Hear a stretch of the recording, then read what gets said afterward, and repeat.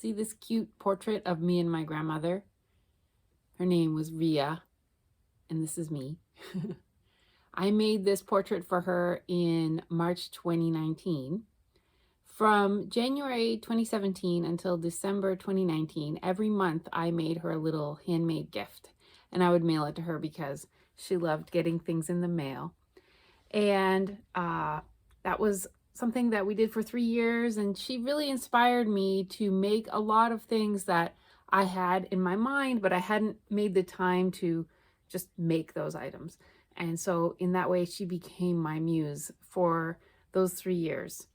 So my grandmother passed away last December, and her memorial service is this summer.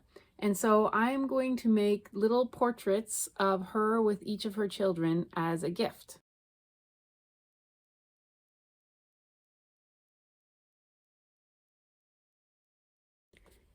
So step one is to gather all the materials, and for this particular design you need a hoop, and this is, I'm using a 3-inch hoop.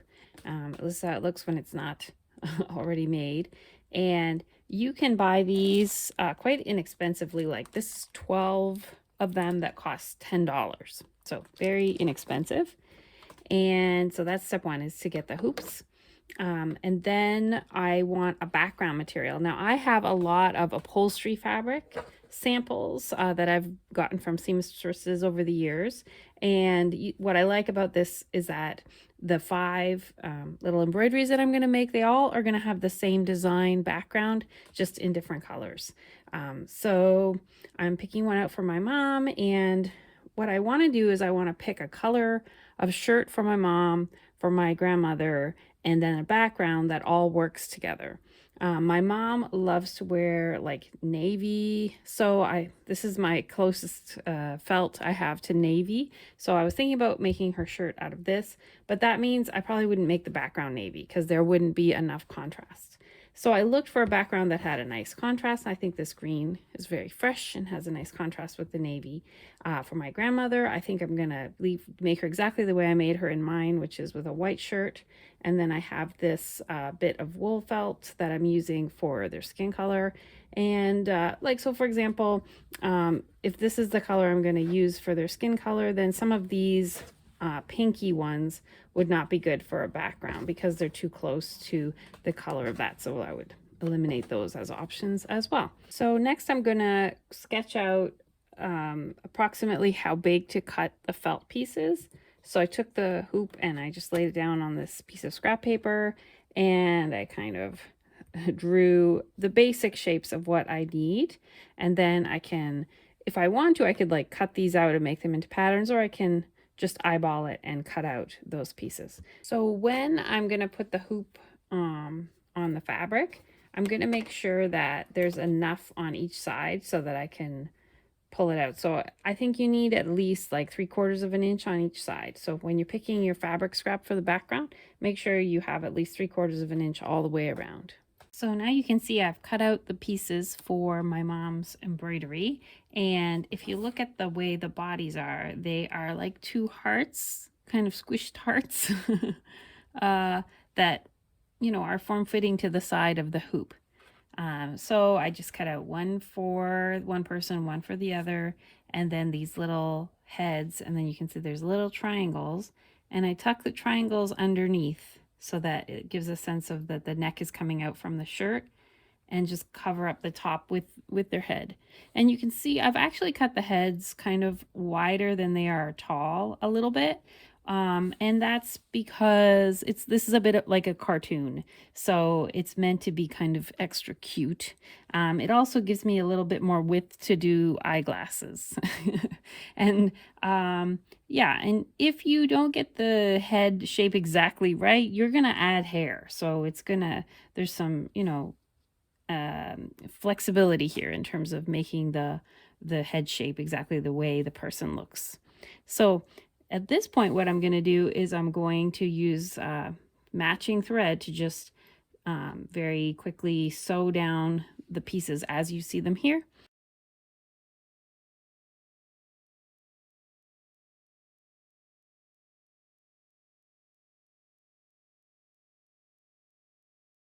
Okay, so we have their bodies and their heads and necks sewn on, and they look a little bit like Muppets. And the only other thing I'll mention is that when you're sewing these down, it's helpful not to start the sewing too close to the hoop because then it's hard to tie off the knot. So it's good to start sort of in the top part, like on the shoulders, so that you can tie off your knot and more towards the center of the hoop. Okay, so the next phase is we're going to be working on their hair. And the way I do their hair is with embroidery floss. So up until now, I've been using regular thread to sew things down because I don't want those stitches to be so visible, but now I do want the stitches to be visible. And you can see in the example here, so my grandmother's hair is white, and you can see the stitches are going in all different directions, and there's actually kind of many layers of stitches here. So the way I start it is I kind of do like an outline of the shape of her hairstyle and then fill in and add layer on top. So my mother's hair is more like my grandmother's in that it's more fluffy and curly. So I'm gonna start with her hairstyle. I'll post a photo of her that I'm using for inspiration in the video so you can see what her hairstyle is like. And then I'm going to go ahead and start sewing that with a mixture of dark brown and some silver and white because she's got this wonderful multicolored hair. And I'll do my grandmother's hair all white again.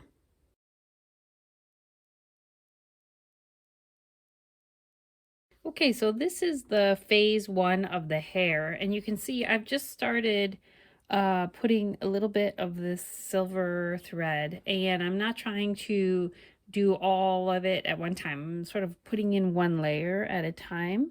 And you'll also see that my stitches are going in all different directions because curly, fluffy hair, the hair is, if you look at a photo of the person, their hair is going in all different directions.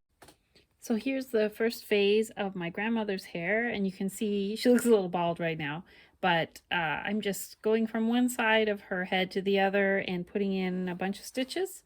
Okay, so now I have started adding the glasses. This is my glasses of my grandmother, and I'm showing you part by part just so that you can see that, you know, the components that make up the final piece. But also that if it looks a bit odd halfway through, don't worry, it's going to come together. If you have somebody who wears glasses, I don't think you need to put the eyebrows, but in my case where I don't wear glasses, I did use eyebrows. So that's just to give you a sense of how you might simplify the face, but also give it an expression. Okay, so now I did my mom's glasses, but she has like frameless glasses that you can barely see. So to give that look, I just put one ply of the thread instead of two, like my grandmother's. And I used silver, so they're just much less visible. But then when I put her eyes in there, they'll look like her glasses. Okay, so I added eyes to my mom and my grandmother, and they look really cute. But I also decided to add eyebrows to my mom because her glasses were so faint that they didn't give that necessary structure to her expression. So you can see I put little eyebrows on her. So I went to bed and I woke up and I looked at this again, and I just felt like my mom's shirt was just popping out of this design, and that Nanny, my grandmother, was sort of fading away in the background there. So I decided that she needs something. So I think I'm going to change her shirt color. She liked to wear bright colors too, so I think this is what I'm going to do. I'm going to substitute her white shirt for this nice rosy pink color and see if I like that better. And then I'm sure I'll reuse this one in another one of my embroideries. Okay, I like this color combination a lot more. And you can see I added the little heart at the top. So now it's time to finish up this project. I am going to, there's my back. I'm going to take my scissors and I'm going to cut around so that there is this much fabric all the way around. Okay, so you can see I've trimmed off the extra fabric around the edges, and now I'm going to just sew around kind of large basting stitches all the way around in a circle. And nobody's going to see these stitches, so they don't have to be fancy. So now you can see I pulled it tight and stitched it off, and all the extra fabric is now pulled in tight towards the center of the hoop.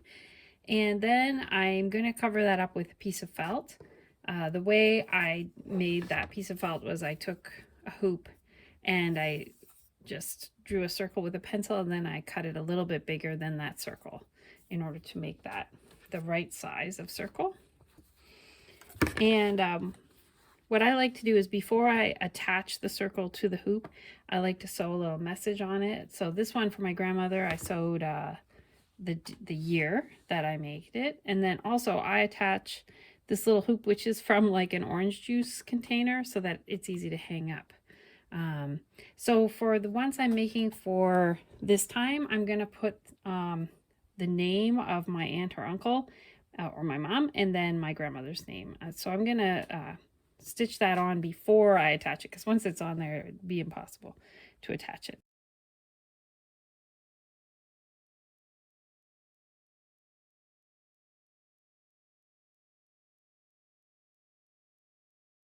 Okay, so I've pinned it in place here, and I'm just gonna sew around with some thread and it'll be finished.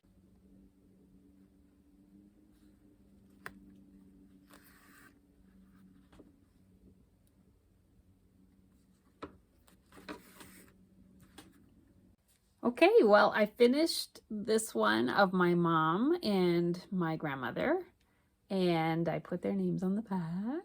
I hope this has inspired you to make some portraits of your people that you love, and just so that they know that you think about them and you love them.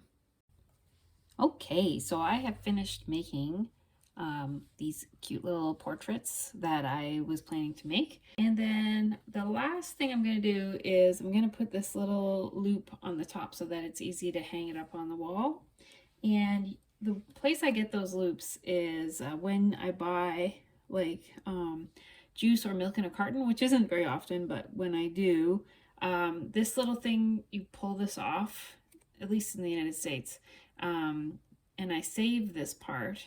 And they come in different styles, like, so this one is not as good because you can see that's kind of got a split there, but this is the best kind. And they, you know, come in different sizes, like this one's littler. Anyway, what I do is I take my scissors and I just snip it like that. And then I have a little circle that's very strong. And then I lay it down on top of where I want it to be, and then I'm going to just sew a few stitches all around to keep it in place. So I hope you enjoyed this tutorial about making little hoop portraits, and if you have any questions or comments, please leave them below and I'll do my best to answer them.